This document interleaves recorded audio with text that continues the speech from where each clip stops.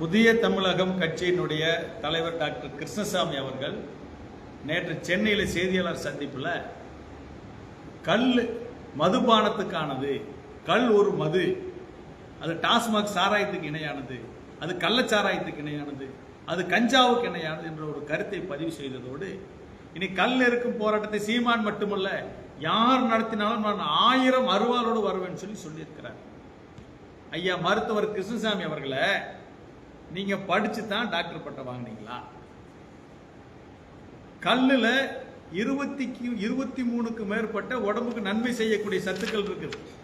இதை நாங்க சொல்லல, மத்திய அரசாங்கத்தினுடைய இந்திய மருத்துவ ஆராய்ச்சி நிறுவனத்துடைய தேசிய ஊட்டச்சத்துக்கள் ஆராய்ச்சி நிறுவனம் சொல்லி இருக்கு. Bureau of Indian Standards BIS நிறுவனம், இந்திய தர கட்டுப்பாட்டு ஆணையம் சொல்லுது 5% மேல இருந்தா தான் அது மதுபானம். ஆனா இதே தஞ்சாவூர்ல இருக்கக்கூடிய இந்திய உணவு படுத்தல் நிறுவனம் சொல்லுது 2-4% மட்டுமே மதுபான அளவு கல்லுல இருக்குது. அப்போ 5%க்கு கீழே தான் இருக்குதுங்கிறத அரசாங்கத்தினுடைய அறிவியல் பூர்வமாக அமைக்கப்பட்ட ஆய்வு நிறுவனங்கள் சொல்லுது, ஆராய்ச்சியாளர்கள் சொல்றாங்க, அறிவியல் சொல்லுது. ஆனா நீங்க என்ன பண்றீங்க? நான் ஒரு மருத்துவர், நான் மருத்துவம் படிச்சிருக்கிறேன், கல் ஒரு போதைப் பொருள், கல் ஒரு டாஸ்மாக் சாராயத்துக்கு ஈடானது, கள்ளச்சாராயத்துக்கு இணையானது, கஞ்சாவுக்கு இணையானதுங்கிறீங்க. நான் கேட்கிறேன், அந்த டாஸ்மாக் சாராயம், பீர், பிராந்தி, விஸ்கி இருக்கக்கூடிய எத்தனால் கல்லுல இருக்கா? நிரூபிக்க தைரியம் இருக்கா? ஒரு லேப்ல வந்து டெஸ்ட் போட்டு உங்களால் வாங்கிட முடியுமா? நாங்க வாங்கி தரோம். இணையத்தில் உலகம் பூரா கிடக்குது. கல்லுல விட்டமின்ஸ் இருக்கு, புரோட்டீன்ஸ் இருக்கு, மினரல்ஸ் இருக்கு. அது உணவு நாங்க வாங்கி தரோம். ஆக நீங்க கடந்த தேர்தல் அஇஅதிமுக கூட்டத்தில் தென்காசி நாடாளுமன்ற தொகுதியில் போட்டிட்டீங்களே, அப்ப உங்களுக்கு காசு கொடுத்தாங்களே, அதை வாங்கி எல்லாத்துக்கும் கொடுத்தீங்களா? அது எந்த காசு? டாஸ்மாக்ல பீர் பிராந்தி விற்கக்கூடிய அந்நிய முதலாளிகள் கொடுத்த காசு. அப்ப நீங்க இப்ப யாருக்காக கூவுறீங்க? அந்நிய முதலாளிகளுக்காக கூவுறீங்க. அந்நிய முதலாளியோட கை கூலியை நீங்க கூவி கொண்டிருக்கிறீங்க. கல் என்பது தமிழருடைய மரபு உணவு, உணவு பானம், ஊட்டச்சத்துக்கள் மிகுந்த, தாது சத்துக்கள் மிகுந்த ஒரு மென்பானம். இதை அறிவியல் ஆய்வில் ஒத்திருக்குது. உலகம் பூரா இருக்கிற நாடுகள் எந்த நாட்டிலுமே கல்லுக்கு தடை இல்லை. இந்தியாவில் தமிழ்நாட்டை தவிர எந்த மாநிலத்திலுமே தடை கிடையாது. மதுவிலக்கு அமல் இருக்கிற பீகாரில் கூட கல்லுக்கு அனுமதி இருக்கிறது. போங்க, பக்கத்து மாநிலம் கேரளா இருக்குது, போய் பாருங்க அங்க எப்படி கல்லை சிறப்பாக பயன்படுத்துறாங்கன்னு. ஆக தமிழ்நாட்டில் கல்லுக்கு எதிர்ப்பு தெரிவிக்கிறவர்கள் எல்லாரும் அந்நிய கைக்கூலிகள், அந்நிய மதுபான நிறுவனங்களுடைய அந்த சுயநல சக்திகள். கல்லுக்கு தமிழ்நாட்டில் தடை விதிக்கப்பட்டது ஒரு மாபெரும் அரசியல் சதி. கல் உரிமை போராட்டத்தை 15 ஆண்டுகளாக கோவை, திருப்பூர் மாவட்டங்கள்ல எல்லா மாவட்டங்களிலும் பணையறிகள் நடத்தி கொண்டு இருக்கிறோம். ஒரு வழக்கிலையாவது கல்லை மதுபானம் சொல்லி நீதிமன்றத்தில் தண்டிக்க முடிஞ்சுதா? ஏனென்றால் அறிவியல் பூர்வமாக கல்லை ஒரு மதுபானம் நிரூபிக்க முடியல.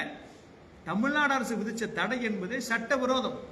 இந்திய அரசியலமைப்பு சட்டம் உணவு தேடும் உரிமை அங்கீகரித்திருக்கிறது. அது உலகளாவிய உரிமை, இயற்கை உரிமை, மனிதர்களுடைய உரிமை. அதனாலதான் உலகத்தில் இருக்கிற எல்லா அரசியலமைப்பு சட்டமும் இதை அங்கீகரித்து உரிமையாக கொடுத்திருக்கிறாங்க. ஆனால் தமிழ்நாடு அரசாங்கம் சட்டவிரோதமாக 1987 இருந்து இந்த தடையை வைத்திருக்கிறார்கள். இதன் மூலமாக தென்னை பனை விவசாயிகளுடைய பனையருடைய வாழ்வாதாரத்தை பறித்துக் கொண்டிருக்கிறார்கள். இங்க இருக்கிற கல்லுக்கு தடைக்கு ஆதரவு தெரிவிக்கக்கூடிய அரசியல் கட்சிகள் எல்லாமே நேரடியாக இந்த அந்நிய மதுபான ஆலை நிறுவனங்களை நடத்தி கொண்டிருக்கிறாங்க. இவன் தான் வெளிநாட்டு சாராயத்தை விற்கிறான், இவன் தான் பீரை விற்கிறான், பிராந்தியை விற்கிறான், விஸ்கியை விற்கிறான். ஆக இந்த பிராந்தியை விற்கிறவன், விஸ்கியை விற்கிறவன் எல்லா மாநிலங்கள்லயுமே அரசியல்வாதி, அரசியல் கட்சி நடத்துறாங்க. நம்ம மாநிலத்துல தான் அரசியல்வாதிகள் யார் நடத்துறாங்க? சாராய ஆலைகளை நடத்துகிறார்கள். ஆனா அது கூட போய், ஏன்னா கேரளாவில் அந்நிய மதுபானங்களும் இருக்குது, கல்லும் இருக்குது. கல் விற்பனையும் உயர்ந்து கொண்டே இருக்கிறது, மதுபானங்கள் விற்பனையும் உயர்ந்து கொண்டே இருக்கிறது. அதால இது பாதிக்கப்படவில்லை. அது தனி, இது தனி. ஏன்னா இது உணவு பொருள், இது மதுபானம் அல்ல. நாங்க சொல்லல, அறிவியல் பூர்வமான ஆய்வு சொல்றது. பகுத்தறிவுக்கு உட்பட்டு, அறிவியலுக்கு உட்பட்டு யார் பேசுவதாக இருந்தாலும் அவர்களோடு நாங்கள் விவாதிக்க தயாராக இருக்கிறோம். எனவே கிருஷ்ணசாமி அவர்கள் இந்த பூச்சாண்டி காற்றையெல்லாம் வாழ வேண்டாம். இதுக்கு நாங்க பயந்துக்கிற ஆள் கிடையாது. நீங்க 100 அருவாளோட வந்தா இங்க 1000 அருவாள் தயாராக இருக்கும். நீங்க அறுவலோட வரும்போது எங்க கையில பூ பொறிச்சிட்டு இருக்குமா? எனவே தமிழ்நாடு அரசு முதல்ல காவல்துறைக்கு நாங்கள் ஒரு வேண்டுகோள் வைக்கிறோம். இது போன்ற அமைதியை குலைக்கிற, வன்முறையை தூண்டுகிற கிருஷ்ணசாமி இந்த பேச்சுக்கள் கூட நீங்க வழக்கு பதிவு செஞ்சு அவர் மீது உரிய நடவடிக்கை எடுக்க அப்படின்னா தமிழ்நாட்டை இவர் அமைதியின்மை ஏற்படுத்தி விடுவார். விவசாயியாக நாங்களும் அமைதியாக இருக்க மாட்டோம் என்பதை இந்த நேரலை வாயிலாக தமிழக ஓசையில் பாதுகாப்பு சங்கத்தில் நாங்கள் தெரிவித்துக் கொள்கிறோம். கல் உரிமை போராட்டம் அது உணவு தேடும் உரிமை.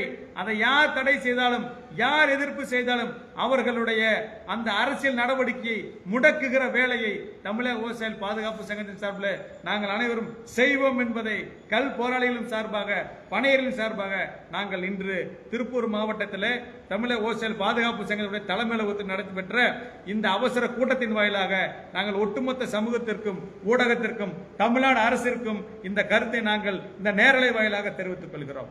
வெல்க கல் உரிமை போராட்டம்.